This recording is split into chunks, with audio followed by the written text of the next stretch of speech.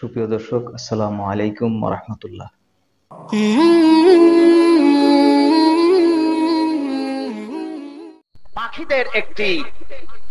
পাখিদের একটি সভা। পাখিরাজ হচ্ছে ফিঙ্গে। ফিঙ্গে বোঝেন তো? অনেক জায়গার লোক এখানে আছেন, আপনারা বুঝে নিয়েন। কালো মতো পাখিটা ছোট্ট পাখি, কিন্তু তার লেজটা বেশ লম্বা। সে কাউকে পরোয়া করে না, সকলকে ঠোকরায়। তার গায়ে শক্তি নাই, কিন্তু তার সাহস দারুণ। এটা হলো ফিঙ্গে। এখন ফিঙ্গে পাখিদের জনসভা বিশাল। ফিঙ্গে বসে আছে, বসে দেখে যে হুতুম পেঁচাও আসছে। হুতুম পেঁচা বিড়ালের মতো মুখ। হুতুম পেঁচা দেখছেন আপনারা? বিড়ালের মতো মুখ, ডানা দুইটা পাখির মতো, পাও দুইটা পাখির মতো। কোথার থেকে একটা বিড়ালের কল্যাণে ওর দেহের সাথে লাগাইছে। পাখিরাজ ফিঙ্গে বলছে, এই কে আছিস এইখানে? দেখতে যে সবচাইতে বিশ্রী, তাকে উঠায় দে। হুতুম পেঁচার সাথে সাথে বলছে, জাহাবানা, কারে উঠাই দেবো কন? ও তো মনে করছে যে আমারই উঠাবে। সুতরাং আমেরিকা পৃথিবীর মানবাধিকার সবচাইতে বেশি লঙ্ঘন করেছে। মানবাধিকারের রিপোর্ট ওনারা পড়ে শোনাচ্ছেন আমার দেশে বসে। তবে আমার দেশে যে মানবাধিকার লঙ্ঘিত হচ্ছে না, আমি তা বলবো না। হচ্ছে। কিভাবে হচ্ছে আমি বলবো। আমেরিকা মানবাধিকার লঙ্ঘন করেছে বসনিয়ায়, করেছে চেচনিয়ায়, করেছে কাশ্মীরে, করেছে সুদানে, করেছে আলজেরিয়ায়, করেছে প্যালেস্টাইনে। গোটা বিশ্ব জুড়ে মানবাধিকার পদদলিত করেছে আমেরিকা। ঠিক কিনা? সর্বত্র মানবাধিকার লঙ্ঘন করে আজকে উনি বক্তা সেজেছেন, মানবাধিকার পক্ষে উনি কথা বলতে এসেছেন। যাকে উনি এখন পৃথিবীর মোড়ল হয়ে গেছেন। তো রাশিয়ার পতন হওয়ার পর বিশ্ববিখ্যাত মোড়ল হয়েছেন উনি। আর ক্লিন্টন সাহেব বলেছেন যে আমি এবার সাউথ ইস্ট এশিয়াকে দেখব। এতদিন বাইরে বাইরে দেখছি, এবার সাউথ ইস্ট এশিয়াকে দেখব।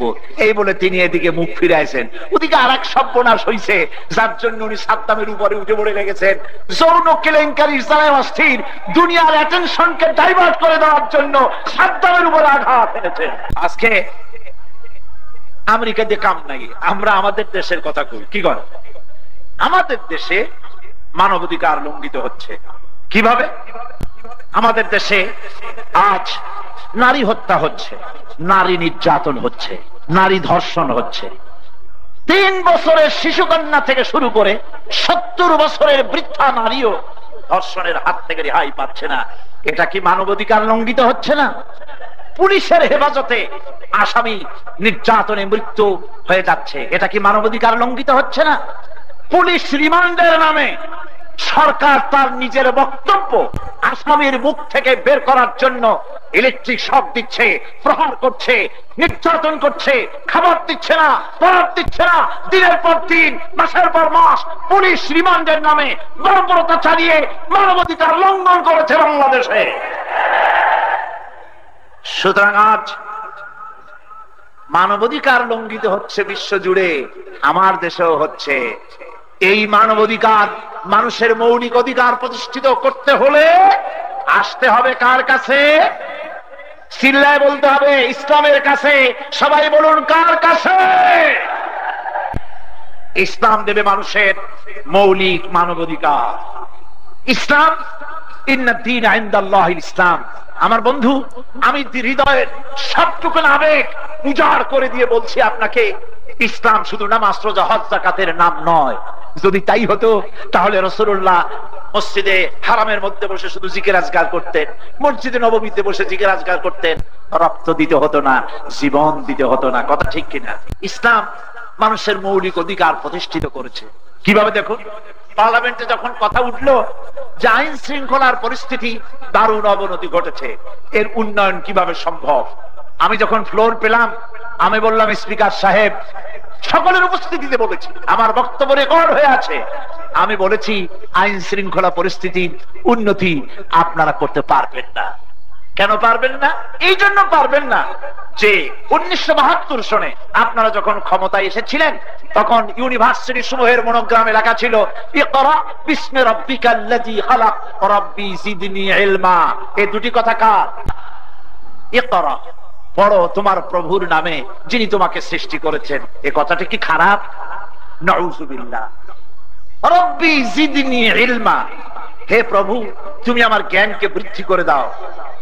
আপনারা কোরআনের আয়াত দুটিকে বাদ দিয়ে ক খ গ ঘ উম বসায় দিয়েছেন সেখানে। সলিমুল্লাহ মুসলিম হল, এর নাম সলিমুল্লাহ মুসলিম হল। মুসলিম শব্দটি ভালো লাগে নাই, মুসলিম বাদ দিয়া সলিমুল্লাহ হল করেছেন। নজরুল ইসলাম কলেজ, ইসলাম সহ্য হয় নাই, ইসলাম বাদ দিয়া নজরুল কলেজ করেছেন। এটা আমার পার্লামেন্টের বক্তৃতা, এই বক্তব্য রেকর্ড রয়েছে পার্লামেন্টে। আমি বলেছি আইন শৃঙ্খলা পরিস্থিতির উন্নতি কেন করতে পারবেন না? এবার আসুন রাসূলুল্লাহর হাদিসে। সেটা কি? আল্লাহর নবী বলেছেন, ইন্নাল্লাযী লাইসা ফী জাওফিহি শাইউম মিনাল কুরআনি কাল বাইতিল খারিব। আল্লাহ পাকের নবী বলেন, যেই দেহের ভিতরে, যেই স্মৃতির ভিতরে, যেই মেমোরির ভিতরে, যেই স্মৃতি, যেই দেহের মধ্যে কোরআন নাই, এটা একটা বিরান বাড়ি, এটা একটা ছাড়া বাড়ি, একটা খালি বাড়ির মতো। খালি বাড়িতে কি থাকে? বাড়ি আছে, মানুষজন নাই, আছে কি? শয়তান আছে, জিন আছে, সেখানে দুষ্ট জিন আছে, সাপ আছে, বিচ্ছু আছে, তেলাপোকা আছে, সারপোকা, আর কি চামচিকা। বাড়িতে মানুষ নাই, খালি বাড়ি, এইগুলো ওর মধ্যে থাকে। এবার আপনি হাদিসের সাথে মিলান, যেই স্মৃতিতে, যেই দেহের মধ্যে, যেখানে কোরআন নাই, সেটা সারা বাড়ির মতো।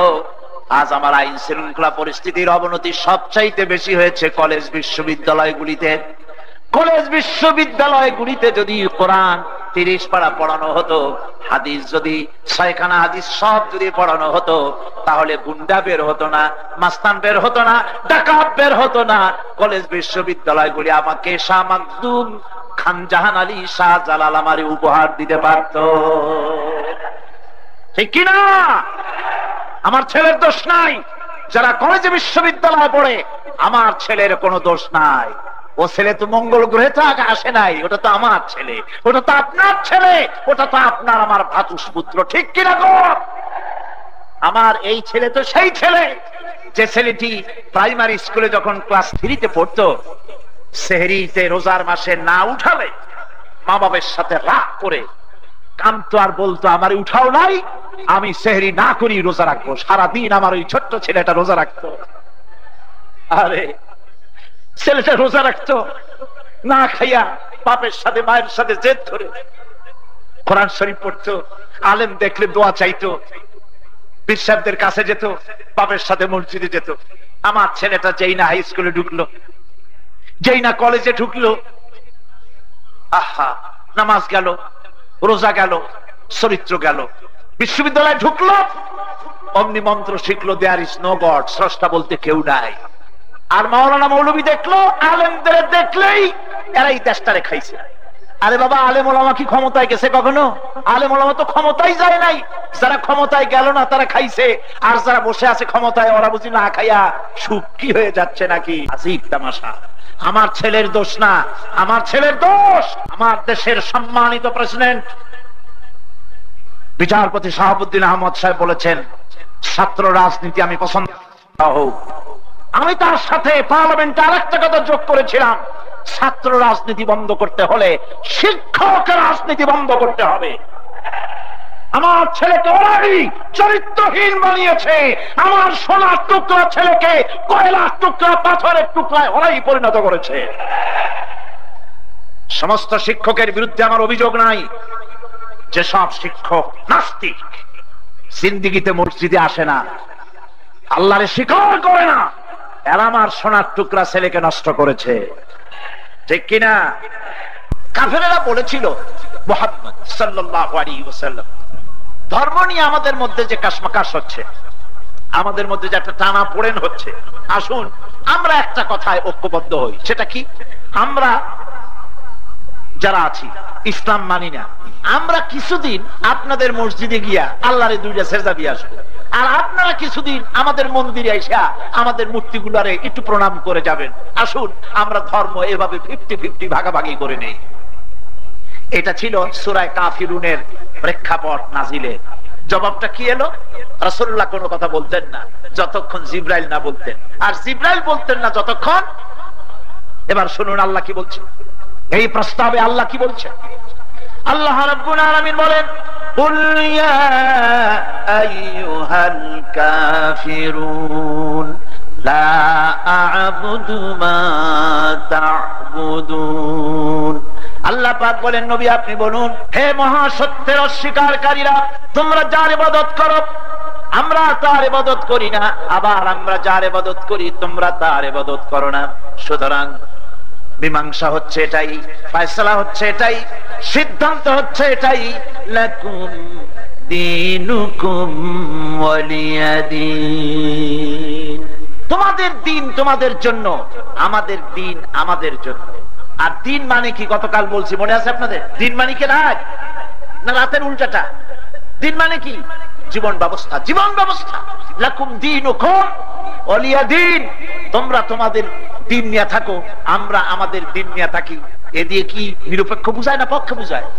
জবাব দেন, কি বুঝায়?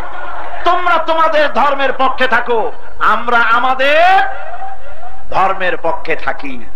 সুতরাং হিন্দু আপনি আপনার ধর্মের পক্ষে থাকুন, খ্রিস্টান আপনার ধর্মের পক্ষে থাকুন, ইহুদি আপনার ধর্মের পক্ষে থাকুন, বুদ্ধিস্ট আপনার ধর্মের পক্ষে থাকুন, শিখ আপনার ধর্মের পক্ষে থাকুন, মুসলমান তার দিন নিয়ে ইমান দিয়ে আপনার ধর্মের পক্ষে থাকুন। সুতরাং কোন মুসলমান ধর্ম নিরপেক্ষ মতবাদকে বিশ্বাস করতে পারে না, মানতে পারে না।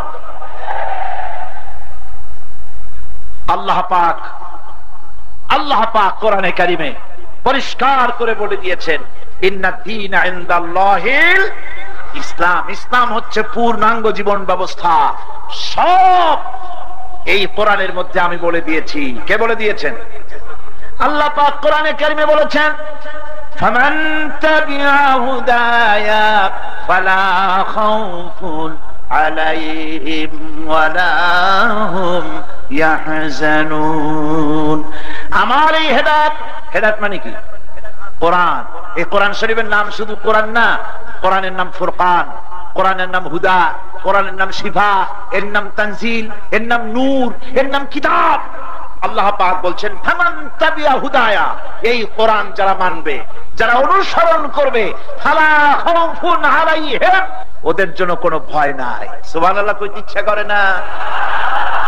এটা কোনো নির্বাচনী ওয়াদা নয়।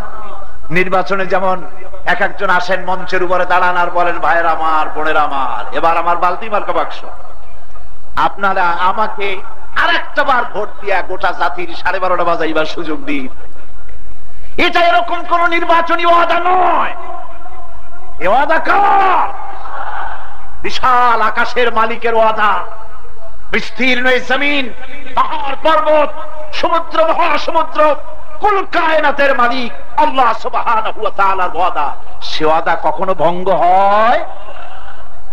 ফামান তাবিআ হুদায়া, এই কোরআন যারা মেনে চলবে তাদের জন্য কোনো ভয় নাই, ওয়ালা হুম ইয়াহজানুন, তাদের জন্য কোনো চিন্তা নাই। কিসের ভয় নাই? কোরআনের আইন যারা মানবে, কোরআনের বিধান যারা মানবে, চুরির ভয়, ডাকাতির ভয়, জিনার ভয়, হত্যার ভয়, নারী নির্যাতনের ভয়, ধর্ষণের ভয়, কোনো ভয় থাকবে না। ওয়ালা হুম ইয়াহজানুন, আর কোনো চিন্তাও থাকবে না। কিসের চিন্তা থাকবে না? মানুষের মৌলিক অধিকার হলো খাদ্য, বস্ত্র, শিক্ষা, চিকিৎসা, বাসস্থান, মৌলিক অধিকার, ফান্ডামেন্টাল রাইটস। মানুষের মৌলিক অধিকারের গ্যারান্টি দেবে আল্লাহ পাক বলেন, কোরআন যদি মেনে চলো, ভয় নাই, চিন্তা নাই, সুখী সমৃদ্ধশালী জীবন লাভ করবে। ইন্নাদ দীনা ইনদাল্লাহিল ইসলাম। এখানে আল্লাহ পাক সবকিছু বলে দিয়েছেন। আজ মৌলিক অধিকার পৃথিবীতে ক্ষুণ্ণ হচ্ছে সর্বত্র, গোটা বিশ্ব জুড়ে মানুষের মৌলিক অধিকার ক্ষুণ্ণ হচ্ছে, খর্ব হচ্ছে। এ দাবি সত্য না মিথ্যা? আমেরিকা, আমাদের দেশে আমেরিকান দূতাবাস, আমেরিকা থেকে তৈরি করা একটি রিপোর্ট প্রেস ক্লাবে তারা শুনিয়েছেন, পত্র পত্রিকার মাধ্যমে তারা প্রকাশ করেছেন।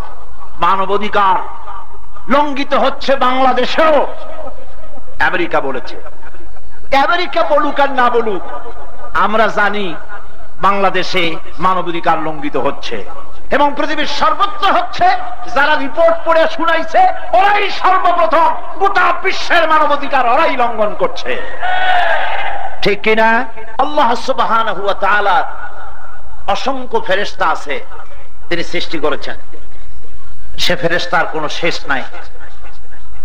বুখারী এবং মুসলিমে একটি হাদিস এসেছে, যেটি বর্ণনা করেছেন হযরতে আবী হুরায়রা রাদিয়াল্লাহু তাআলা তিনি বলেছেন, আমি রাসূলকে বলতে শুনেছি, হুজুর বলেছেন যে পৃথিবীতে এক শ্রেণীর ফেরেশতা আছে যাদের শুধু কাজ হচ্ছে ঘুরে বেড়ানো।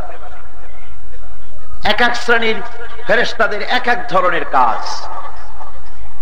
এই পৃথিবীতে প্রত্যেকটা দেশের, প্রত্যেকটি রাষ্ট্র শক্তি নানান ধরনের বাহিনী থাকে। কি বলেন থাকে না? সেনাবাহিনী থাকে, বিডিআর থাকে, পুলিশ থাকে, আনসার থাকে, গোয়েন্দা বিভাগ থাকে। এই গোটা বিশ্ব এবং বিশাল আকাশ, এই সোলার সিস্টেম, গোটা সৌরজগৎ, গোটা নবমণ্ডল, ভূমণ্ডল, গোটা সৃষ্টি জগৎকে পরিচালনা করার জন্য আল্লাহ রাব্বুল আলামিনেরও অসংখ্য ফেরেশতা আছে। এক এক শ্রেণীর ফেরেশতারা এক এক ধরনের দায়িত্ব পালন করে। এর ভিতরে এক শ্রেণীর ফেরেশতা আছেন যারা ঘুরে বেড়ান। তাদের দায়িত্ব হচ্ছে কোথায় সমাবেশ হয় সেগুলি তারা দেখে। কেউ একজন একটা সমাবেশ পেয়ে গেল, অন্যান্য ফেরেশতাদেরকে ডেকে বলে, তোমরা যেই সমাবেশকে তালাশ করছো সেই সমাবেশ তো পল্টনে পেয়ে গেছি। পল্টন শব্দটা হাদিসে নাই, এটা আমি বললাম আর কি। ফেরেশতারা এসে গেল এবং এই মাঠের চতুর্দিকে দাঁড়ায় গেল, আকাশ পর্যন্ত রহমতের ফেরেশতা এটাকে ঘিরে ফেললো। আমার রাসূল বলছেন, আকাশ থেকে রহমতের বৃষ্টি বর্ষণ শুরু হয়ে গেল। ফেরেশতারা চতুর্দিকে দাঁড়িয়ে বলছে, ইলাহুনা, আয় আমাদের ইলাহ, আয় আমাদের রব, এই মাহফিলের ভিতরে যত লোক এসেছে তাদেরকে ক্ষমা করে দাও। আল্লাহ পাক প্রশ্ন করেন, ও আমার ফেরেশতারা, ওই মাহফিলের ভিতরে যারা এসছে ওরা চায় কি? ফেরেশতারা জবাব দেয়, আয় আল্লাহ পাক, ওরা তোমার কাছে জাহান্নাম থেকে বাঁচতে চায়। আল্লাহ পাক প্রশ্ন করেন, ওরা কি আমার জাহান্নাম দেখেছে? ফেরেশতারা বলে, না, জাহান্নাম দেখে নাই। আল্লাহ পাক প্রশ্ন করেন, যদি জাহান্নাম দেখতো তো কি হতো? ফেরেশতারা জবাব দেন, যদি জাহান্নাম তারা দেখতে পেত তাহলে জাহান্নাম থেকে শুধু ভাগতেই থাকতো, ঘর সংসার করা তাদের পক্ষে সম্ভব হতো না। আল্লাহ পাক জিজ্ঞেস করেন, আমার ফেরেশতারা, আমার ওই বান্দাগুলি তারা কিসের প্রত্যাশা করে? ওই মানুষগুলি আমারে দেখে নাই, আমার জান্নাত দেখে নাই, আমার জাহান্নাম দেখে নাই, শুধু আমার নবীর কথা, আমার কোরআনের কথা বিশ্বাস করে তারা জাহান্নাম থেকে বাঁচতে চায়, আমার জান্নাত চায়, আমার সন্তুষ্টি লাভ করতে চায়। ফেরেশতারা সাক্ষী থেকে যাও, ওই মাহফিলে যত লোক হাজির হয়েছে সবাইকে আমি ক্ষমা করে দিলাম। একজন ফেরেশতা বলবেন, আয় আল্লাহ, সবাই থেকে তুমি ক্ষমা করলে করো, তোমার ক্ষমতা আছে, কিন্তু আমি তো দেখতে পেয়েছি কিছু লোক এরকম এসেছে যারা মাহফিলের উদ্দেশ্য করে আসে নাই। ওরা আসছে এরকম একটা সমাবেশ, এরকম একটা প্যান্ডেল, বলে কি একটু শুনি। তারা আসছে ভিন্ন কাজে, মাহফিলের কাজে আসে নাই, শোনার নিয়ত করে আসে নাই। তুমি কি তাকেও মাফ করলে? আল্লাহ পাক বলেন, আমার রাসূল বলছেন, আল্লাহ পাক জবাবে বলেন, ফেরেশতারা, এটা কোরআনের মাহফিল, যেখানে কোরআন আলোচনা হয়, যেখানে আমার নবীর সুন্নাহর আলোচনা হয়, সেখান থেকে হতভাগ্য করে কাউকে ফিরায় দেয় না। এমন একটি মাহফিলে আমরা শরীক হয়েছি, মহব্বতের সাথে আলহামদুলিল্লাহ বলবেন না? আবহমান কাল থেকে এই বিশ্ব চরাচর এক সুনিয়ন্ত্রিত নিয়মানাধীন ভিতরে, নিয়মের মধ্য দিয়ে এই পৃথিবী এগিয়ে চলছে। কোথাও কোনো বিঘ্ন হয়নি, কোথাও কোনো ত্রুটি হয়নি, কোথাও কোনো অসুবিধা দেখা দেয়নি, বিশৃঙ্খলা দেখা দেয়নি। কারণ এ সব কিছু পরিচালনা করছেন আল্লাহ পাক। কে করছেন? কিন্তু সভ্যতার ইতিহাস প্রকৃতি রাজ্যের মতো সুনিপুণ গতিমতার ইতিহাস নয়। এটা হচ্ছে সভ্যতার অন্তহীন ভাঙা গড়ার এক নিয়মের মধ্য দিয়ে পৃথিবীর ইতিহাসের প্রতিটি পাতা কালিমা লিপ্ত হয়েছে। শান্তি হয়েছে আজ এক সোনার হরিণ। মানুষ শান্তির খোঁজে হন্যে হয়ে ঘুরছে, শান্তি কেউ পাচ্ছে না। শান্তি কিসের নাম? শান্তি কি কতগুলি পায়রার নাম? যা চুক্তি করতে গিয়ে কতগুলি পায়রা উড়াই দিলাম আর অমনি শান্তি হয়ে গেল? না, এটি শান্তি হয় না। মানব রচিত রাষ্ট্রীয় ব্যবস্থাও মানবতার শান্তি বয়ে আনতে পারে নাই, মানবতার মৌলিক দাবি মেটাতে ব্যর্থ হয়েছে পৃথিবীর মানব রচিত মতবাদগুলি। শান্তি প্রতিষ্ঠার লক্ষ্যে মানুষ তার বুদ্ধি দিয়ে পুঁজিবাদ তৈরি করেছে, সমাজবাদ তৈরি করেছে ধর্ম নিরপেক্ষ মতবাদ। কিন্তু এই সমস্ত মতবাদগুলি দুনিয়ার মানুষের ঐক্যকে বিখণ্ডিত করেছে, মানুষের ঐক্যকে ধরে রাখতে পারেনি, শান্তি বিনষ্ট হয়েছে। পশ্চিমা গণতান্ত্রিক ব্যবস্থা উঁচু নিচু ছোট বড় সকলের ভোটাধিকার প্রতিষ্ঠা করেছে, কিন্তু মানুষের মৌলিক অধিকারের দাবি কেউ মিটাইতে আজ পর্যন্ত পারেনি। পক্ষান্তরে আল্লাহ রাব্বুল আলামিনের মনোনীত জীবন ব্যবস্থা মানুষের মৌলিক অধিকার মিটাতে পারে। পৃথিবীর মানুষের তৈরি করা মতবাদে মানুষের মৌলিক অধিকার মিটাইতে পারে না। ইসলাম দিয়েছে মানুষের জীবনের নিরাপত্তা, দিয়েছে মালিকানার নিরাপত্তা, দিয়েছে সম্মানের নিরাপত্তা, দিয়েছে নারী এবং পুরুষের সমান অধিকার, দিয়েছে শ্রমিকের অধিকার, দিয়েছে মানুষের ন্যায় বিচারের অধিকার, অমুসলিম নাগরিক বৃন্দের সুবিচার পাওয়ার অধিকার। আল্লাহ পাকের এই সমস্ত নিয়ামত ইসলামকে ছেড়ে দিয়ে মানুষ ছুটে চলছে শান্তি পাওয়ার লক্ষ্যে। শান্তি জিকির করলে তো শান্তি হবে না, শান্তি হবে না। এই শান্তি কেবল আছে ইসলামের কাছে। কার কাছে আছে? কিন্তু সেই ইসলামকে বলা হচ্ছে আজ মৌলবাদ। ইসলামকে কি বলা হচ্ছে? মৌলবাদ বলা হচ্ছে, সাম্প্রদায়িক বলা হচ্ছে, ফ্যানাটিক, রক্ষণশীল, প্রতিক্রিয়াশীল। ইসলাম আজ আর কেউ বলতে চায় না। মিডিয়া আজকের পৃথিবীতে ইসলামকে দুনিয়া থেকে মিটায় দেওয়ার জন্য সবচাইতে বড় অস্ত্র যেটা, সেটার নাম হচ্ছে মিডিয়া। সেটার নাম কি? তথ্য সন্ত্রাস। তথ্য সন্ত্রাসের মাধ্যমে এখন শুধু মৌলবাদ বললেই ছাড়ে, সারা পৃথিবীতে মৌলবাদ বললেই এখন বোঝানো হয় ইসলামকে। কারে বোঝানো হয়? ইসলামকে বোঝানো হয় মৌলবাদ বলে, ফ্যানাটিক। এই ধর্মের ইতিহাস থেকে রক্তের গন্ধ আসে এ বলে, প্রতিক্রিয়াশীল, রক্ষণশীল বলে ইসলামকে গালাগালি করা হচ্ছে। আজকের পৃথিবী পশ্চিমা শক্তি কমিউনিজমের পতনের পরে, সমাজতন্ত্রের পতনের পরে সারা পৃথিবীর খ্রিস্টান, ইহুদি, মুশরিক, নাস্তিক সব ঐক্যবদ্ধ হয়ে মুখোমুখি হয়েছে আজ ইসলামের। কিসের মুখোমুখি হয়েছে? ইসলামী পুনর্জাগরণ, ইসলামের পুনরুত্থান তাদেরকে শঙ্কিত করেছে। সেই যারা ইসলামকে মৌলবাদ বলে গালি দেয়, ইসলামকে যারা সাম্প্রদায়িক বলে গালি দেয়, তার থেকে আমাদের দেশের বুদ্ধিজীবীরাও বাদ নন। ওনারাও ইসলামকে গালি দেন মৌলবাদ বলে, সন্ত্রাসী বলে, সাম্প্রদায়িক বলে গালি দেন। ইসলামে মৌলবাদ বলতে কিছু নাই, সাম্প্রদায়িকতা বলে কিছু নাই। ইসলামে আছে উদারতা, আছে ভালোবাসা, আছে সহমর্মিতা। ইসলামের ভিতরে রয়েছে বিশ্বজনীনতা, রয়েছে এর ভিতরে বিশ্বপ্রেম, ভ্রাতৃত্ব এবং ভালোবাসার উদারতা দিয়ে পৃথিবীকে বিজয় করেছে। আজ এই চ্যালেঞ্জের মুখোমুখি হয়েছে মুসলমান। লড়াই শুরু হয়েছে তথ্যের সাথে, মিডিয়ার সাথে, শুরু হয়েছে প্রচার যন্ত্রের সাথে লড়াই। এই লড়াই প্রযুক্তির লড়াই, বিজ্ঞানের লড়াই, চিন্তার লড়াই। এই লড়াইয়ে মুসলমানদেরকে ঐক্যবদ্ধভাবে এই লড়াইয়ের মোকাবেলা করতে হবে। এই লড়াইয়ে আমরাই জিতবো ইনশাআল্লাহ। এই লড়াইয়ে জিতবে কারা? মুসলমানদেরকে আজ ঐক্যবদ্ধ হয়ে এই লড়াইয়ে জিততে হবে। তথ্য সন্ত্রাসের মোকাবেলা করতে হবে। ইসলাম যে পূর্ণাঙ্গ জীবন ব্যবস্থা, এটা মৌলবাদ নয়, সাম্প্রদায়িক নয়, সন্ত্রাস নয়। ইসলামে রয়েছে ভ্রাতৃত্ব এবং সার্বজনীনতা। একথা মুখ খুলে বলতে হবে। বাংলাদেশের সমস্ত পত্র পত্রিকা, সংবাদ জগৎ, কবি সাহিত্যিক, মুসলমান যারা, তাদেরকে অন্তত নিজের ঘরে ফিরে আসতে হবে। আমি সেই কামনাই করব, সে কামনাই করব। ওনারা যে কথাটা বলেন ইসলামকে মৌলবাদ আর সাম্প্রদায়িক বলে যে গালিটা দেন, আসলে এই কথা ওনাদের নিজেদের না, এই কথাটা অন্যের কথা। শুনুন বিশ্বকবির ভাষায়। আল্লামা ইকবাল বলছেন, উনহি কা মাহফিল সওয়ারতা হো চরাগ মেরি হ্যায় রাত উনকি, उन्हीं का महफिल संवारता हो चराग मेरी है रात उनकी, उन्हीं का मतलब कह रहा हो, जुबां मेरी है बात उनकी। আমি অন্যের মাহফিল সাজাই, আমার নিজের কোনো মাহফিল নাই। আমি অন্যের রাত্রে সারাক জ্বালাই, আমার নিজের কোনো রাত নাই।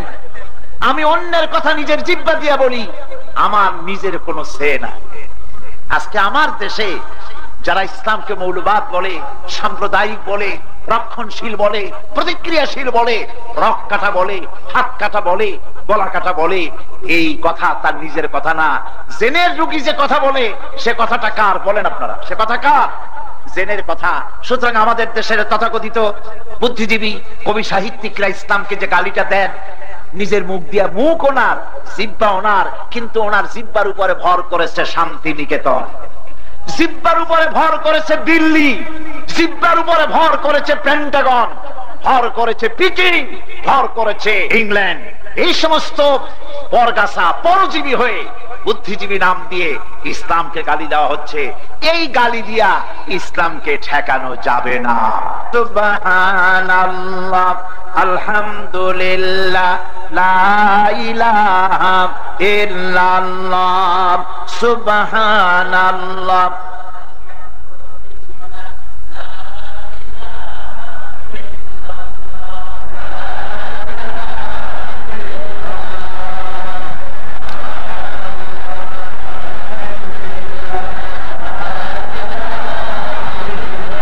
জিকির করতে খারাপ লাগে না মজা লাগে? কেমন লাগে? আল্লাহ পাকের জিকির করবেন জবান ছেড়ে দিয়ে পুরুষের মতো করে মহব্বতের সাথে করেন। সুবহানাল্লাহ, আলহামদুলিল্লাহ, লা ইলাহা ইল্লাল্লাহ, সুবহানাল্লাহ, আলহামদুলিল্লাহ, লা ইলাহা।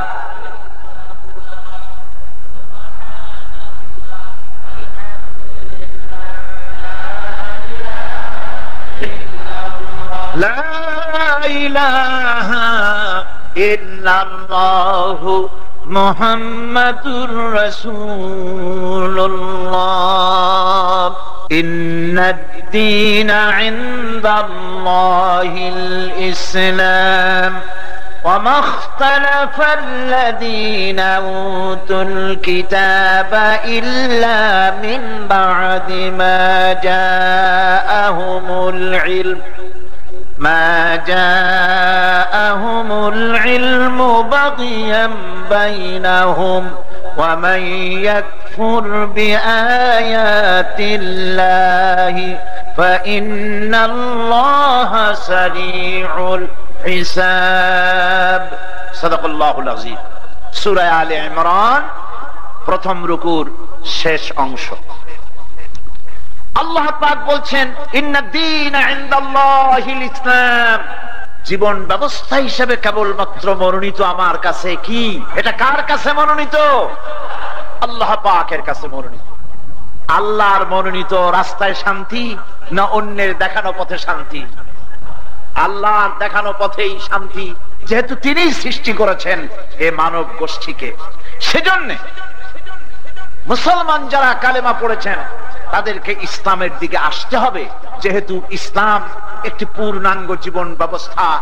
ইসলাম কোনো খণ্ডিত বিষয় নয়। নামাজ, রোজা, হজ, যাকাত করলেই ইসলাম পালন হয়ে যাবে একথা বিশ্বাস করার কোনো যুক্তিসঙ্গত কারণ নাই। মানুষকে শান্তিতে রাখার জন্য এই পৃথিবীর মানুষ অনেক চেষ্টা করেছে। আপনারাই জবাব দেন, শান্তি কি দিতে পেরেছে? পারে না। আচ্ছা বলুন তো, সমাজবাদ আল্লাহর তৈরি না মানুষের তৈরি? সকলে জবাব দিতে হবে। পুঁজিবাদ কার তৈরি, আল্লাহর না মানুষের? জাতীয়তাবাদ কার তৈরি, আল্লাহর না মানুষের? ধর্ম নিরপেক্ষ মতবাদ কার তৈরি, আল্লাহর না মানুষের? আর ইসলাম কার? তাহলে আপনাকে সিদ্ধান্ত নিতে হবে আপনি কোন দিকে যাবেন। ইসলাম একটি পূর্ণাঙ্গ জীবন বিধান, কিন্তু দুর্ভাগ্যজনক সত্য, এক শ্রেণীর রাজনৈতিক নেতৃবৃন্দ ইসলামকে, ধর্মকে দুটি ভাগ করেছেন ইচ্ছে মতো। ওনারা বলেছেন নামাজ, রোজা, হজ, যাকাতে আল্লাহর বিধান মানব, উমরা করব আল্লাহর কথা মতো, হজ করব আল্লাহর কথা মতো।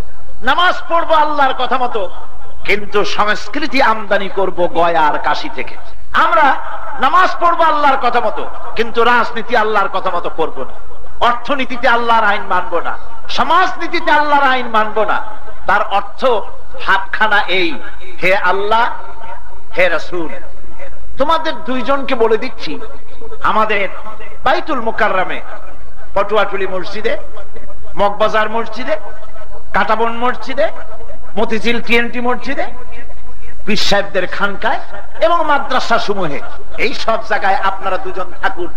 আমার পার্লামেন্টে, আমার বঙ্গভবনে, আমার সেক্রেটারিয়েটে, আমার ক্যান্টনমেন্টে, আমার কলকারখানায়, আমার ক্ষেত খামারে, আমার অফিস আদালতে আপনাদের দুজনের জন্য 144, এর মধ্যে আপনারা ঢুকতে পারবেন না। অবস্থাটা এরকম কিনা? অবস্থাটা এরকম কিনা? বন্ধুগণ, আল্লাহর আইন কিছু আপনি মানবেন, কিছু মানবেন না, সেটা তো হতে পারবে না। শুনুন আল্লাহ কি বলেন। আল্লাহ রাব্বুল আলামিন বলেন, আফাতুমিনুনা বিবাদিল কিতাবি ওয়া তাকফুরুনা বিবাদ ফামা জাযাউ মান ইয়াফআলু যালিকা মিনকুম ইল্লা খিজয়ুন ফিল হায়াতিদ দুনিয়া ওয়া ইয়াওমাল কিয়ামাতি ইউরাদ্দুনা ইলা আশাদ্দিল আযাব।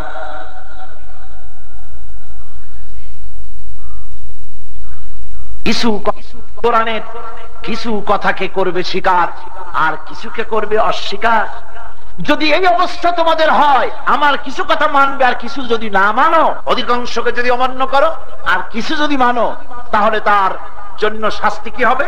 এই পৃথিবীতে লাঞ্ছনার জীবন যাপন করবে এবং কিয়ামতের দিন চূড়ান্ত শাস্তি তোমাদেরকে প্রদান করা হবে, জাহান্নামের শাস্তি তোমাদেরকে পেতে হবে। দুনিয়ায় পাবে লাঞ্ছনার জীবন। আল্লাহর কোরআনের কিছু মানবা আর কিছু মানবে না, এটা তো হতে পারে না। এই জন্য ধর্মের ব্যাপারে নিরপেক্ষ হওয়া, এই কথাটি শয়তানের কথা হতে পারে, মানুষের কথা হইতে পারে না। খুব ভালো করে বোঝেন, খুব সুন্দর করে বুঝুন। আমি প্রশ্ন করি, আপনারা জবাব দেন। যত জিনিস আমাদের জন্য দরকার, জরুরি, সেই সব জরুরি জিনিসের আমরা কি পক্ষে না নিরপেক্ষ? যেমন ভাত খাওয়া, রুটি খাওয়া একটি আবশ্যকীয় জিনিস জীবন বাঁচাবার জন্য। এই খাবারের ব্যাপারে আপনারা কি পক্ষে না নিরপেক্ষ? বিবাহ করা, যারা বিবাহ করে নাই তাদের জন্য বিবাহ করাটা এটা জরুরি কিনা? যদি জরুরি হয় তাহলে আপনারা কি এটার ব্যাপারে নিরপেক্ষ না পক্ষে? ঘুমানো একটা জরুরি বিষয়, এই জরুরি বিষয় আপনারা কি পক্ষে না নিরপেক্ষ? তাহলে দেখা গেল যত জিনিস আমার দরকার আমি সবটার পক্ষে থাকি, আর ধর্ম এমন একটা অনাবশ্যকীয় জিনিস যে শুধু এই ব্যাপারে আমাকে নিরপেক্ষ থাকতে হবে।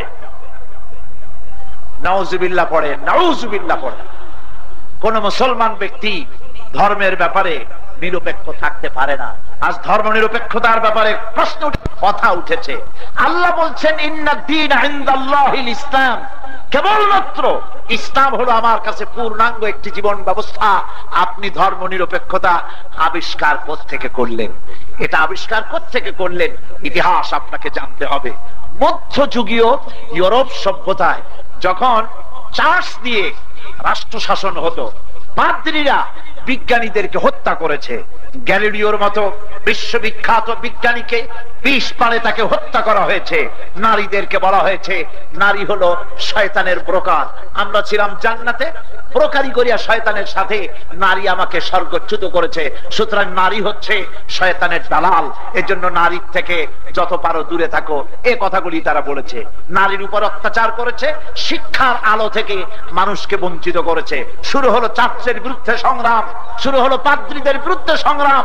জয়লাভ করলো যারা নিরপেক্ষতা চাইলো, তারা জয়লাভ করলো, আর ধর্মভিত্তিক স্টেট সেখানে বিলুপ্ত হয়ে গেল। এই ছিল ধর্ম নিরপেক্ষতার ইতিহাস। আমি প্রশ্ন করি, আমরা তো মুসলমান, আমরা তো খ্রিস্টান না, আমরা কি? আমাদের জীবন ব্যবস্থার নাম কি? ইসলামের ভেতরে ধর্ম নিরপেক্ষতার প্রশ্ন কেন? আমরা কি নারীদের উপরে ইসলাম কি কোন অত্যাচার করেছে? নারীর অধিকার এই পৃথিবীতে কে প্রতিষ্ঠিত করেছে সর্বপ্রথম? ইসলাম। চিল্লায় বলেন কে করেছে? ইসলাম বলেছে নারী তোমার মায়ের জাত, ওই নারী পায়ের তলে, তোমার মায়ের পায়ের তলে তোমার জান্নাত। এ কথা পৃথিবীর কেউ বলে নাই, বলেছে ইসলাম। সুতরাং আমার তো ধর্ম নিরপেক্ষতার প্রয়োজন নাই। আমার ইসলাম তো নারীকে মর্যাদা দিয়েছে।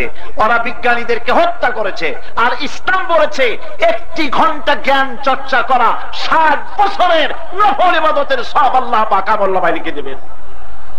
ইসলাম বলেছে শহীদের রক্ত, আল্লাহর নবী বলেছেন শহীদের রক্ত আর জ্ঞানীর কলমের কালি কিয়ামতের দিন ওজন দেওয়া হবে। দেখা যাবে শহীদের রক্তের তুলনায় জ্ঞানীর কলমের কালির ওজন আল্লাহর দরবারে বেশি হয়ে যাবে।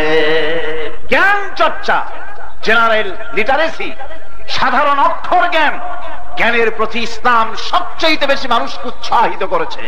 ইসলাম বলেছে উতলুবুল ইলমা ওয়ালাউ কানা ফিস সিন, চীনের মতো দূরতম দেশে গিয়েও যদি জ্ঞান অর্জন করতে হয় তাহলে সেখানে গিয়েও হলেও জ্ঞান অর্জন করো। ইসলাম জ্ঞানীদের প্রতি, জ্ঞানের প্রতি, জ্ঞান চর্চার প্রতি সবচাইতে বেশি কথা বলেছে। ইসলামের প্রথম আল্লাহ নবীর কাছে যে ওহীটা এলো, সে ওহীটা কি ছিল?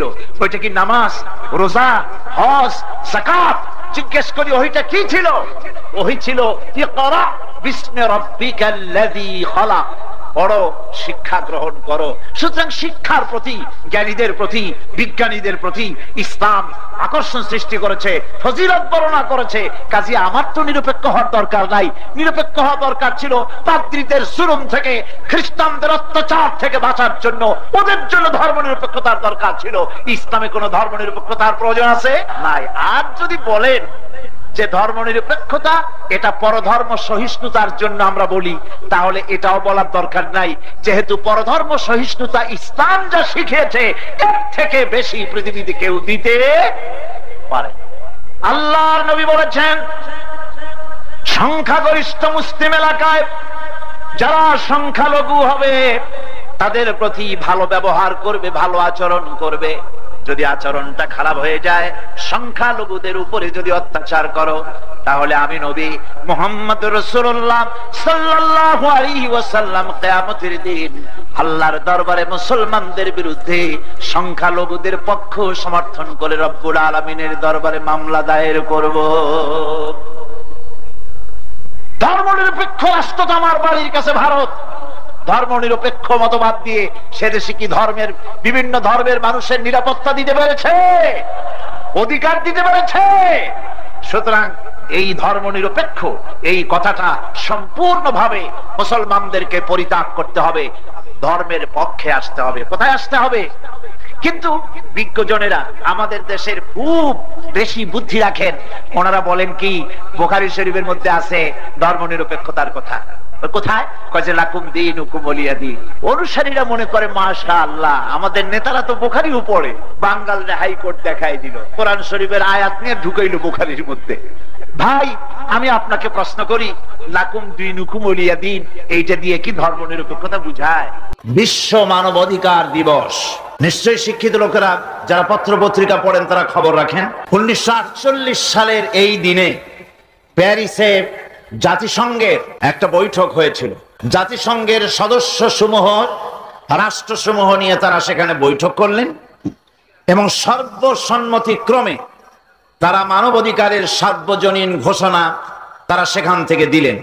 30টি ধারায় সম্বলিত এই ঘোষণাপত্রে মানুষের মর্যাদা, মানুষের সম্মান, স্বাধিকার নিশ্চিত করার জন্য তারা প্রতিজ্ঞাবদ্ধ হলেন। আজকের এই দুনিয়ায় এই মানবাধিকার দিবস পালনের জন্য বক্তৃতা, বিবৃতি, সেমিনার, সিম্পোজিয়ামের আয়োজন হয়েছে বিশ্বজুড়ে। আমার দেশের প্রধানমন্ত্রী এবং প্রেসিডেন্ট মানবাধিকার দিবস উপলক্ষে বাণী দিয়েছেন। আপনারা নিশ্চয়ই জানেন এই মানবাধিকার দিবসে আমরা তাফসীর, কোরআনে কারীমের তাফসীর হচ্ছে এমন এক সময় যখন দুনিয়াব্যাপী মানবাধিকার দিবস পালন হচ্ছে, অথচ বর্তমান সময় অতীতের যে কোনো সময়ের তুলনায় মানবাধিকার লঙ্ঘিত হচ্ছে বর্তমান পৃথিবীতে। মুসলমান হিসেবে মানুষের মৌলিক অধিকারের ধারণা আমাদের কাছে নতুন কিছু নয়। অন্যদের নিকট মৌলিক মানবাধিকারের ইতিহাস জাতিসংঘের সনদ থেকে শুরু হয়েছে অথবা ইংল্যান্ডের ম্যাগনা কার্টা থেকে শুরু হয়েছে, কিন্তু ইসলামের মৌলিক মানবাধিকার প্রতিষ্ঠিত হয়েছে আজ থেকে 1400 বছর পূর্বে। ইতিহাস সাক্ষ্য দেয় অধিকার লঙ্ঘনের ক্ষেত্রে মানুষ পশুকে হার মানিয়েছে। পশুরা খাদ্যের প্রয়োজনে অন্যকে আক্রমণ করে। আমি আবার বলি, পশুরা খাদ্যের প্রয়োজনে অন্য প্রাণীকে আক্রমণ করে। ফুর্তি করার জন্য অথবা কাউকে গোলাম বানাবার জন্য পশুরা কেউ কাউকে আক্রমণ করে না। বাঘেরা সিংহেরা আজ পর্যন্ত কোন সেনাবাহিনী তৈরি করে নাই।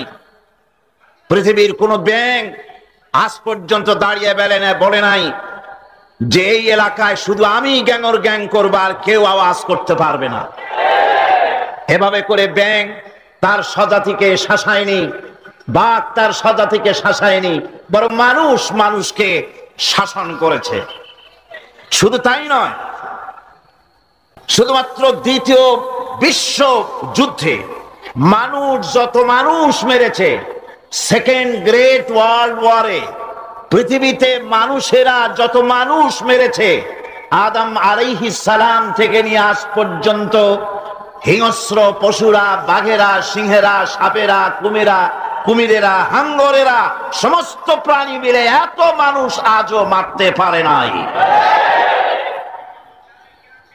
গত মাসে আমেরিকার প্রেসিডেন্ট বিল ক্লিনটন তিনি একটা কনফারেন্সে বক্তৃতা করেছিলেন যে আমাদের জন্য বড় সমস্যা যুদ্ধ সমস্যা নয়, অর্থনৈতিক সমস্যা নয়, আমাদের সবচেয়ে বড় সমস্যা আমাদের শিশু, আমাদের কিশোর, আমাদের যুব সমাজ। কারণ সে দেশের যুব সমাজ তারা তাদের চরিত্র হারায়েছে। আমেরিকার টিনেজার যারা, অর্থাৎ 20-এর নিচে যাদের বয়স, তাদের সংখ্যা 1.5 কোটির মতো। এদের মধ্যে আন্ডার ক্লাস সোসাইটির সংখ্যা 35 লাখ।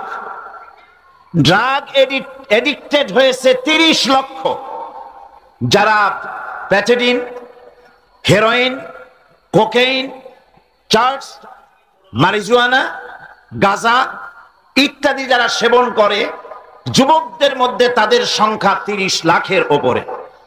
বসবাসের জায়গা নাই আমেরিকায়, এরকম লোকদের সংখ্যা 15 লাখ। আমেরিকার এই করুণ চিত্র হওয়ার কারণ হলো এই, আমেরিকায় ফ্যামিলি স্ট্রাকচার বলে কোনো জিনিস নাই, যেটা আছে মুসলমানদের কাছে, ইসলামের কাছে।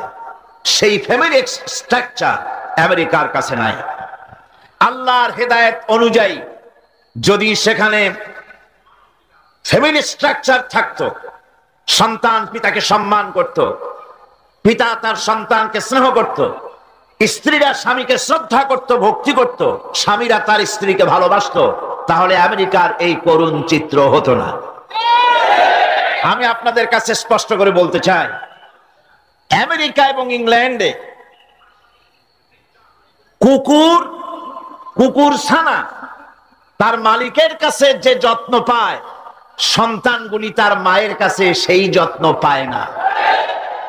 আমার নিজের চোখে আমি দেখেছি ইংল্যান্ড এবং আমেরিকায় মা তার বাচ্চাকে পুশ চেয়ারে করে ঠেলে নিয়ে যাচ্ছে, আর কুত্তার বাচ্চাটা কোলে করে রাখছে। এই দৃশ্য আমার চোখে দেখা। সুতরাং সেখানে মানবাধিকার লঙ্ঘন হয়েছে। এই মানবাধিকার গুলিকে আইনের পরিভাষায় বলা হয় legal rights, positive rights, fundamental rights, একে বলা হয় basic human rights, birth rights of man. এগুলি হলো এর আইনগত পরিভাষা। বাংলা ভাষায় সামগ্রিকভাবে এই মৌলিক মানবাধিকার এগুলিকেই আমরা চিহ্নিত করে থাকি। এসব অধিকার মানুষকে অত্যাচার এবং জুলম থেকে রক্ষা করে। কিন্তু আজ পৃথিবীতে মানুষেরা এই অধিকার হারায়েছে। সে ফেরেশতার কোনো শেষ নাই। বুখারী এবং মুসলিমে একটি হাদিস এসেছে যেটি বর্ণনা করেছেন হযরতে আবী হুরায়রা রাদিয়াল্লাহু তাআলা। তিনি বলেছেন, আমি রাসূলকে বলতে শুনেছি, হুজুর বলেছেন যে পৃথিবীতে এক শ্রেণীর ফেরেশতা আছে যাদের শুধু কাজ হচ্ছে ঘুরে বেড়ানো। এক এক শ্রেণীর ফেরেশতাদের এক এক ধরনের কাজ। এই পৃথিবীতে প্রত্যেকটা দেশের, প্রত্যেকটি রাষ্ট্র শক্তি নানান ধরনের বাহিনী থাকে। কি বলেন, থাকে না? সেনাবাহিনী থাকে, বিডিআর থাকে, পুলিশ থাকে, আনসার থাকে, গোয়েন্দা বিভাগ থাকে। এই গোটা বিশ্ব এবং বিশাল আকাশ, এই সোলার সিস্টেম, গোটা সৌরজগৎ, গোটা নবমণ্ডল, ভূমণ্ডল, গোটা সৃষ্টি জগৎকে পরিচালনা করার জন্য আল্লাহ রাব্বুল আলামিনেরও অসংখ্য ফেরেশতা আছে। এক এক শ্রেণীর ফেরেশতারা এক এক ধরনের দায়িত্ব পালন করে। এর ভিতরে এক শ্রেণীর ফেরেশতা আছেন যারা ঘুরে বেড়ান। তাদের দায়িত্ব হচ্ছে কোথায় সমাবেশ হয় সেগুলি তারা দেখে। কেউ একজন একটা সমাবেশ পেয়ে গেল, অন্যান্য ফেরেশতাদেরকে ডেকে বলে, তোমরা যেই সমাবেশকে তালাশ করছো সেই সমাবেশ তো পল্টনে পেয়ে গেছি। পল্টন শব্দটা হাদিসে নাই, এটা আমি বললাম আর কি। ফেরেশতারা এসে গেল এবং এই মাঠের চতুর্দিকে দাঁড়ায় গেল, আকাশ পর্যন্ত রহমতের ফেরেশতা এটাকে ঘিরে ফেললো। আমার রাসূল বলছেন, আকাশ থেকে রহমতের বৃষ্টি বর্ষণ শুরু হয়ে গেল। ফেরেশতারা চতুর্দিকে দাঁড়িয়ে বলছে, ইলাহুনা, আয় আমাদের ইলাহ, আয় আমাদের রব, এই মাহফিলের ভিতরে যত লোক এসেছে তাদেরকে ক্ষমা করে দাও। আল্লাহ পাক প্রশ্ন করেন, ও আমার ফেরেশতারা, ওই মাহফিলের ভিতরে যারা এসছে ওরা চায় কি? ফেরেশতারা জবাব দেয়, আয় আল্লাহ পাক, ওরা তোমার কাছে জাহান্নাম থেকে বাঁচতে চায়। আল্লাহ পাক প্রশ্ন করেন, ওরা কি আমার জাহান্নাম দেখেছে? ফেরেশতারা বলে, না, জাহান্নাম দেখে নাই। আল্লাহ পাক প্রশ্ন করেন, যদি জাহান্নাম দেখতো তো কি হতো?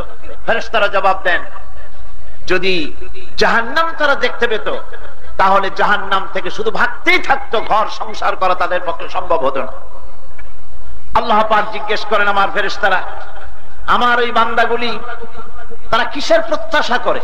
ওই মানুষগুলি আমারে দেখে নাই, আমার জান্নাত দেখে নাই, আমার জাহান্নাম দেখে নাই, শুধু আমার নবীর কথা, আমার কোরআনের কথা বিশ্বাস করে তারা জাহান্নাম থেকে বাঁচতে চায়, আমার জান্নাত চায়, আমার সন্তুষ্টি লাভ করতে চায়। ফেরেশতারা সাক্ষী থেকে যাও, ওই মাহফিলে যত লোক হাজির হয়েছে সবাইকে আমি ক্ষমা করে দিলাম। একজন ফেরেশতা বলবেন, আয় আল্লাহ, সবাই থেকে তুমি ক্ষমা করলে করো, তোমার ক্ষমতা আছে, কিন্তু আমি তো দেখতে পেয়েছি কিছু লোক এরকম এসেছে যারা মাহফিলের উদ্দেশ্য করে আসে নাই। ওরা আসছে এরকম একটা সমাবেশ, এরকম একটা প্যান্ডেল, বলে কি একটু শুনি। তারা আসছে ভিন্ন কাজে, মাহফিলের কাজে আসে নাই, শোনার নিয়ত করে আসে নাই। তুমি কি তাকেও মাফ করলে? আল্লাহ পাক বলেন, আমার রাসূল বলছেন, আল্লাহ পাক জবাবে বলেন, ফেরেশতারা, এটা কোরআনের মাহফিল, যেখানে কোরআন আলোচনা হয়, যেখানে আমার নবীর সুন্নাহর আলোচনা হয়, সেখান থেকে হতভাগ্য করে কাউকে ভিড়ায় দেয় না।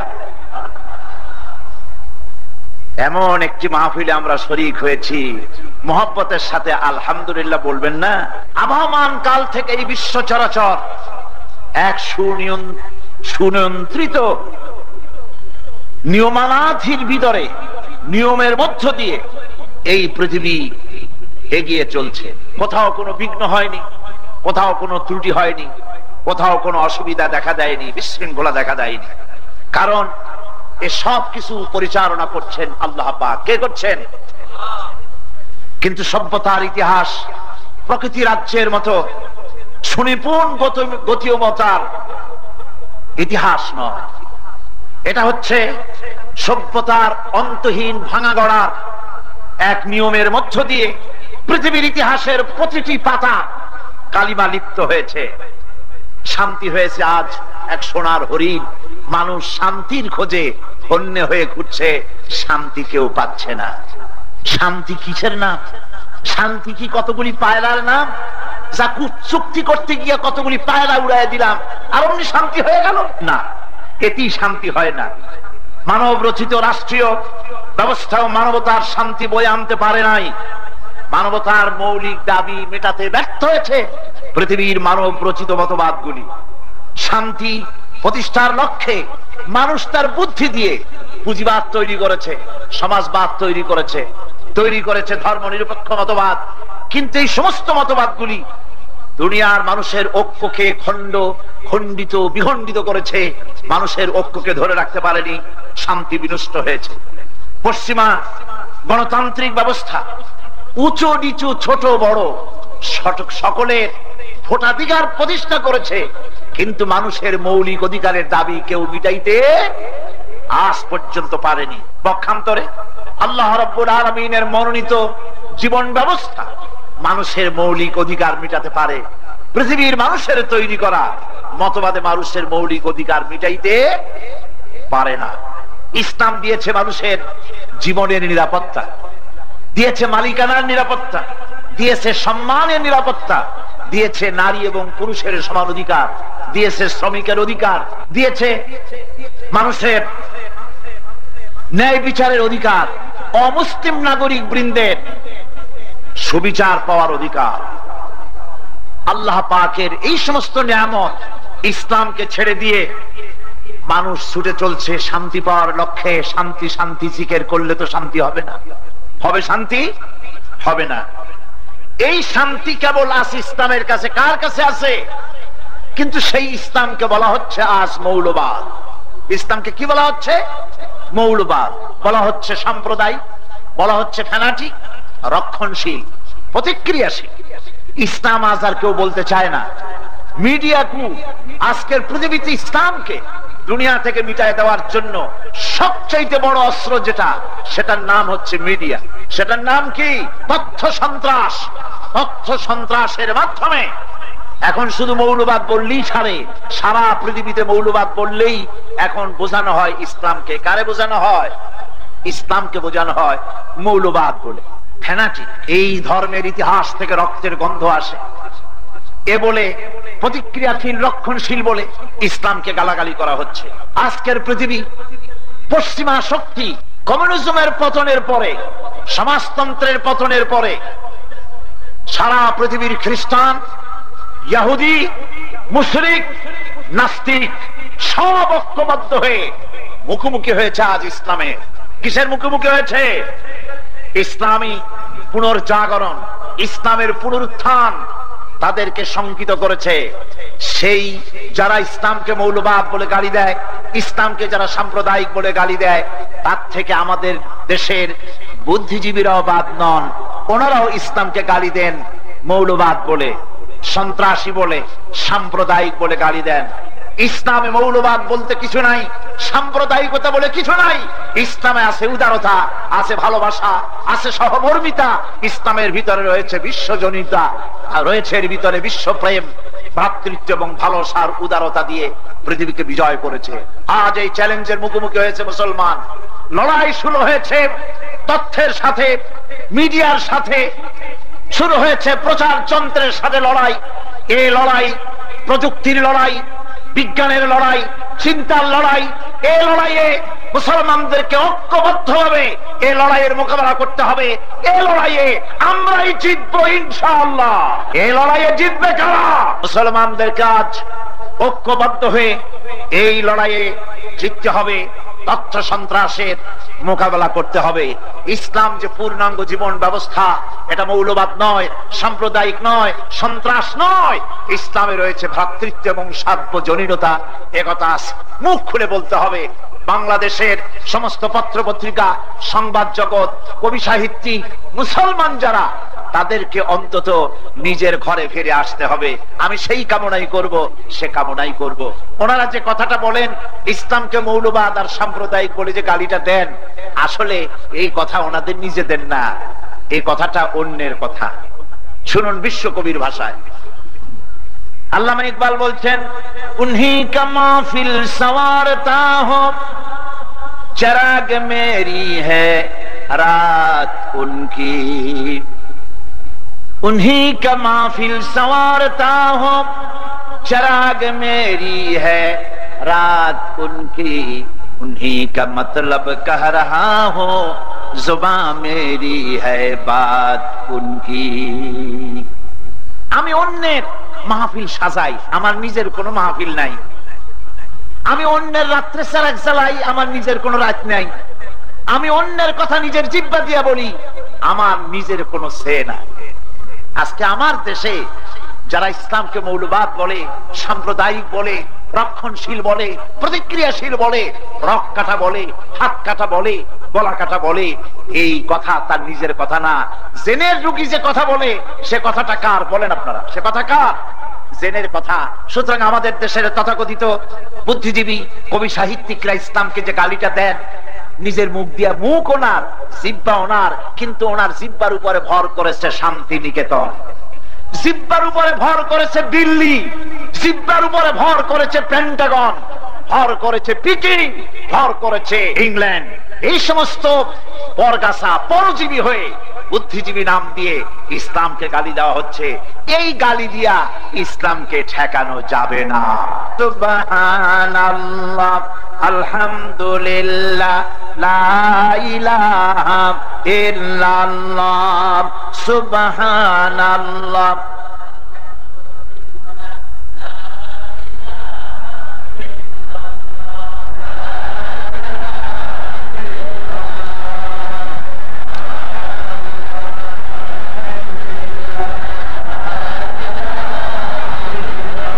জিকির করতে খারাপ লাগে না মজা লাগে? কেমন লাগে? আল্লাহ পাকের জিকির করবেন জবান ছেড়ে দিয়ে পুরুষের মতো করে মহব্বতের সাথে করেন। সুবহানাল্লাহ, আলহামদুলিল্লাহ, লা ইলাহা ইল্লাল্লাহ, সুবহানাল্লাহ, আলহামদুলিল্লাহ, লা ইলাহা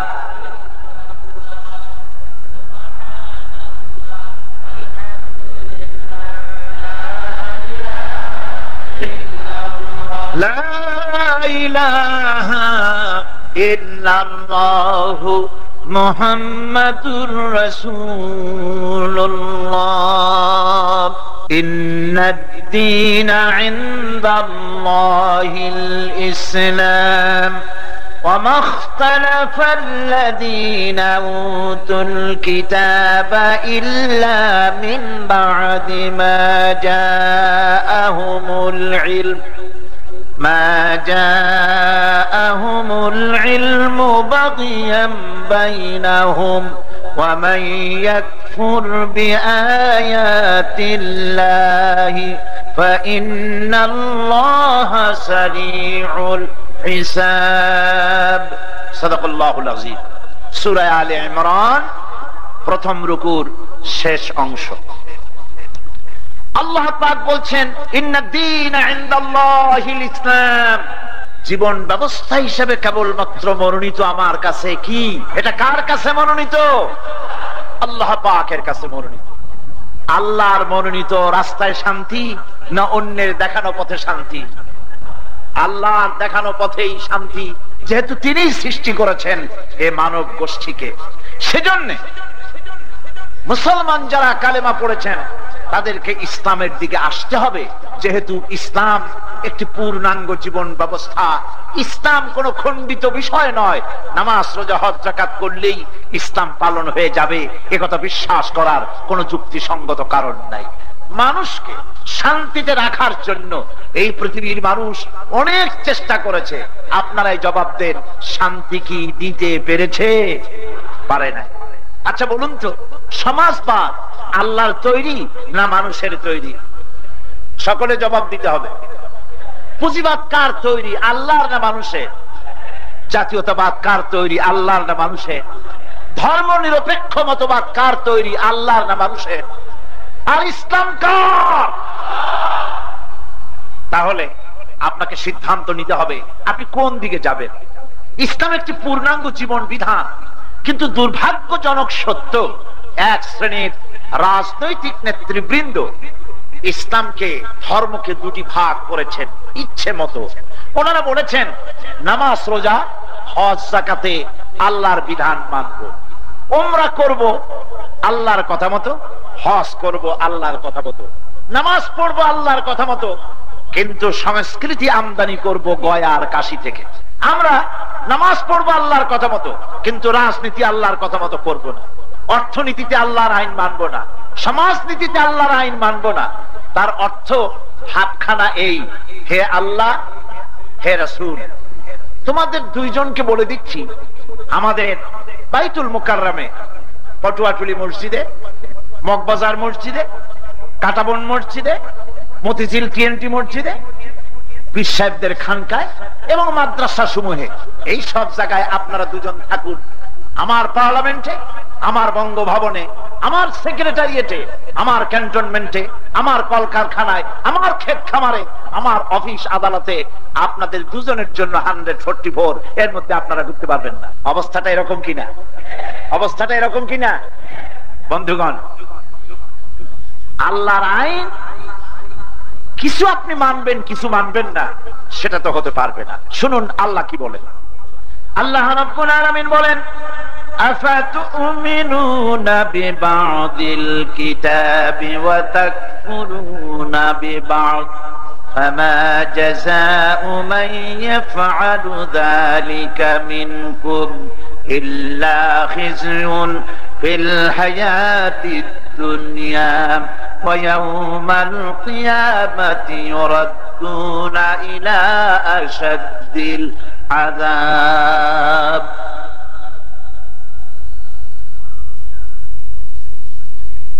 কিছু কোরআনের কিছু কথাকে করবে স্বীকার, আর কিছুকে করবে অস্বীকার।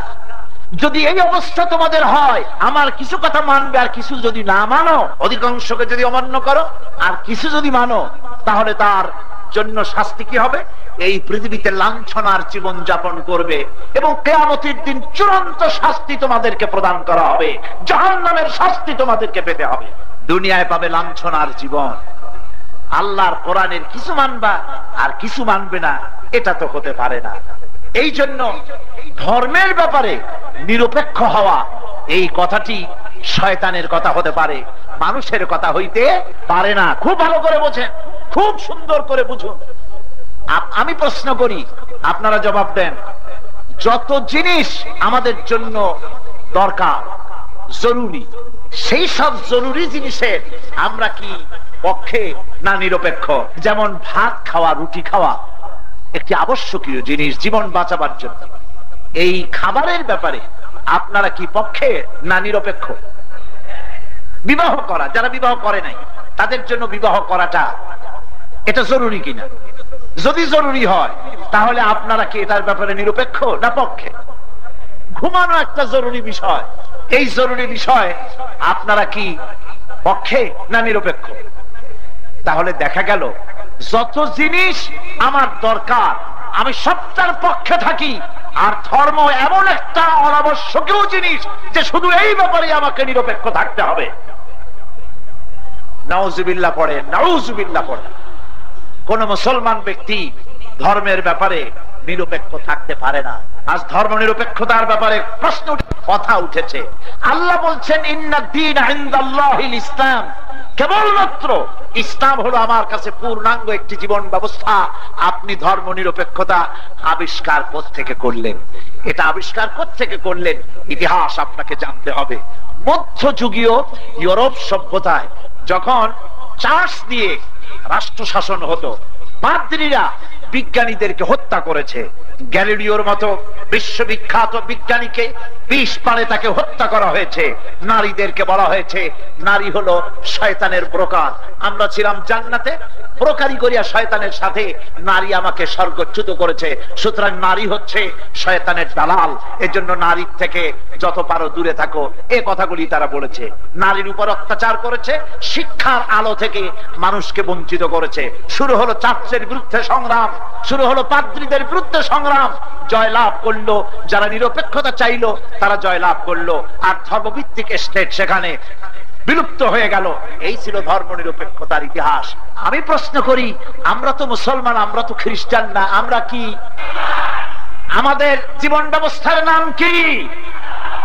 ইসলামের ভেতরে ধর্ম নিরপেক্ষতার প্রশ্ন কেন? আমরা কি নারীদের উপরে ইসলাম কি কোন অত্যাচার করেছে? নারীর অধিকার এই পৃথিবীতে কে প্রতিষ্ঠিত করেছে সর্বপ্রথম? ইসলাম। চিল্লায় বলেন কে করেছে?